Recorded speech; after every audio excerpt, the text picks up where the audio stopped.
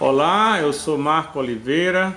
Hoje são 20 de janeiro de 2018. É um sábado. O vídeo é o de número 159 e o assunto é ainda o que é a primeira morte 2. Parte 2, não é? Um dos assuntos mais complexos e controvertidos da tanatologia é a ousada hipótese da troca da consciência encarnada no corpo humano na idade adulta por outra que estava desencarnada e que se revezava ou que se reveza na utilização do veículo de manifestação da consciência.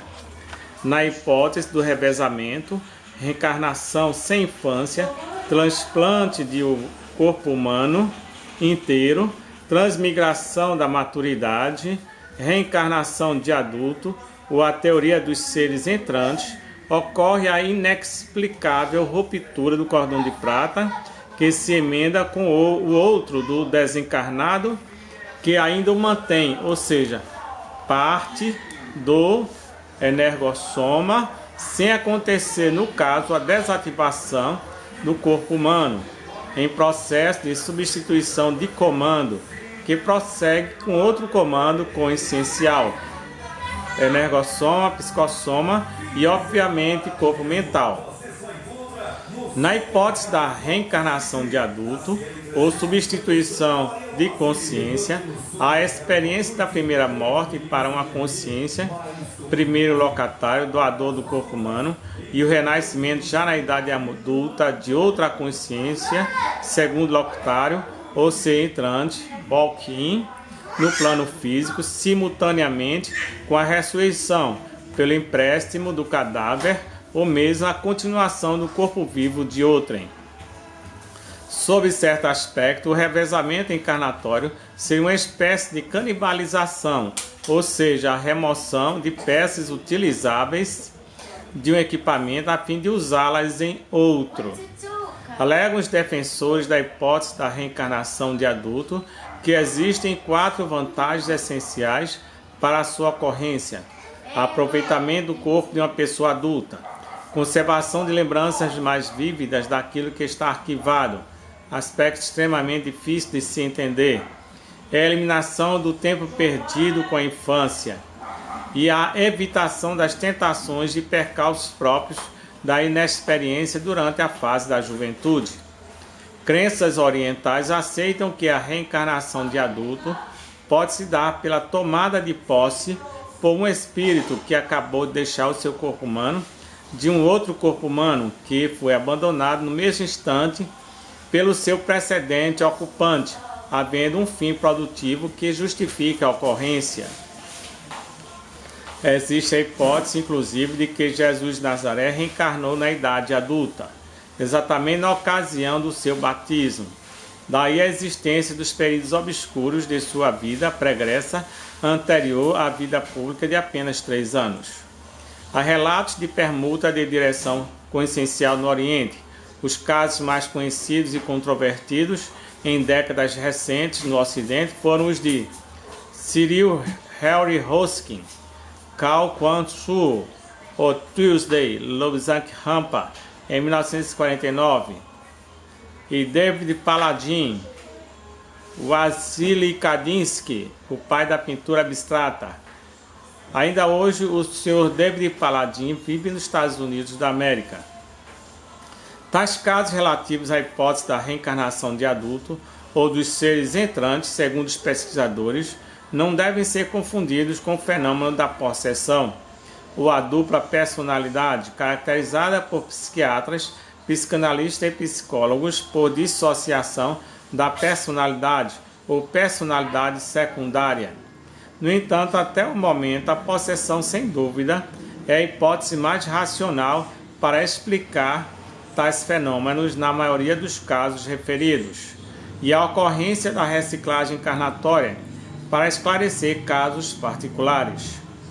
Ainda existem inúmeros prismas obscuros sobre o fenômeno da morte do corpo humano, É importante assinalar que a consciência do recém-desencarnado nem sempre se desliga de imediato do seu cadáver no ato da ruptura do cordão de prata. Existem muitas evidências apresentadas por parapsiquistas clarividentes que veem o psicossoma do indivíduo junto ao cadáver e comunicações de entidades extrafísicas atormentadas pelas sensações de estarem ainda sentindo o corpo humano em decomposição. Além disso, neste fenômeno particular, pesam ainda muito mais os indícios circunstanciais propiciados por aparições post-mortem. Um caso típico de aparição é o do rosto arranhado da jovem recém-falecida, feito acidentalmente por sua mãe enquanto vestia o corpo para o sepultamento, e que cobriu o arranhão vermelho com maquiagem, mantendo o fato por vergonha em segredo. O pequeno acidente somente veio a público 9 anos depois, através do irmão da falecida, percipiente que viu o rosto da sua irmã numa aparição desfigurado pelo arranhão. Isso evidenciou que até a hora de vestir o cadáver, a consciência da jovem, talvez já tendo passado pela ruptura do cordão de prata, ainda sentia as impressões do corpo humano e de algum modo ainda se encontrava sediada dentro dele, tendo por isso sofrido a repercussão extrafísica do arranhão no psicossoma, com o qual apareceu ao irmão. Isso levanta diversas hipóteses que podem contribuir para nossas pesquisas. Mesmo com a ruptura do cordão de prata, ou seja, a passagem pela primeira morte, a consciência ainda sente as impressões do corpo humano através dos resquícios energéticos do energossoma? Parece que sim, certas injunções ou circunstâncias extrafísicas. Outras questões. Que circunstâncias extrafísicas são essas? Será que a consciência da jovem sentia a dor provocada pelo arranhão?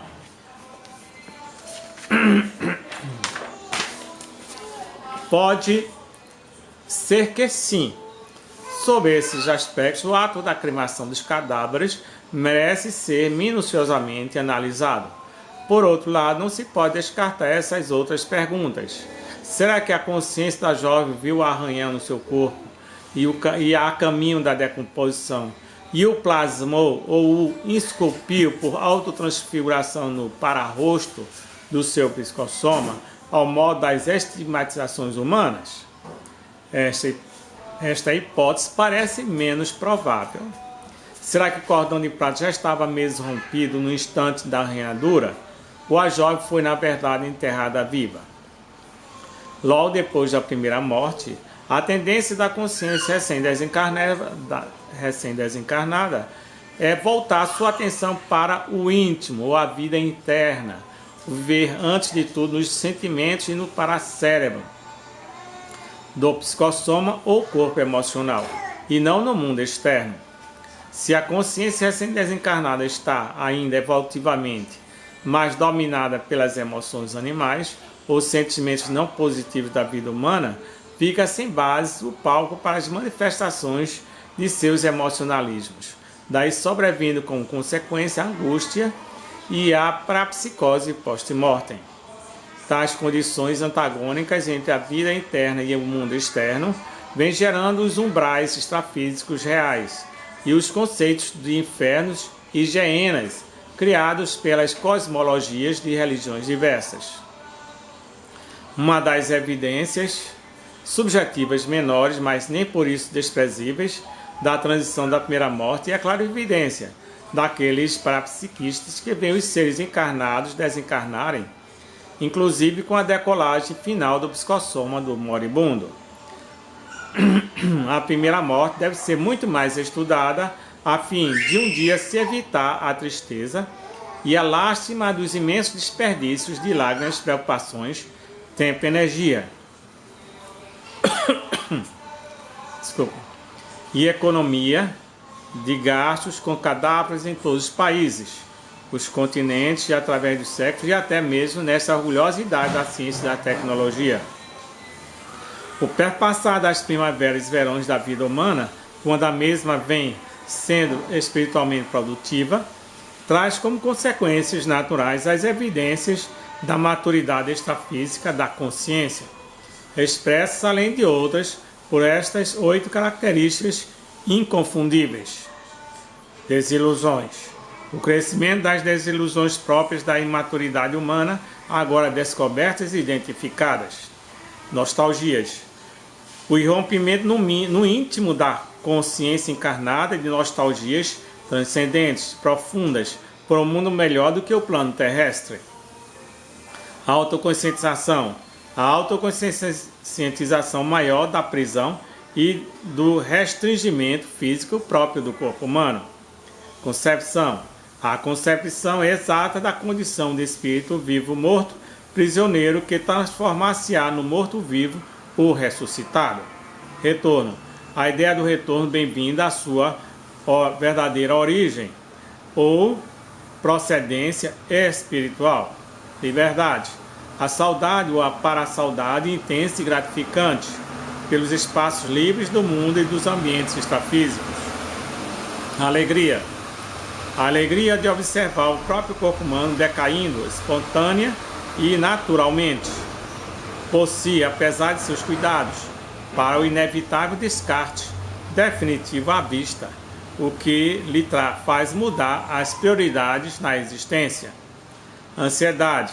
As ânsias permanentes, mas responsáveis pelo retorno aparentemente tardio, quando ocorre a espera prolongada própria da pessoa em idade humana avançada.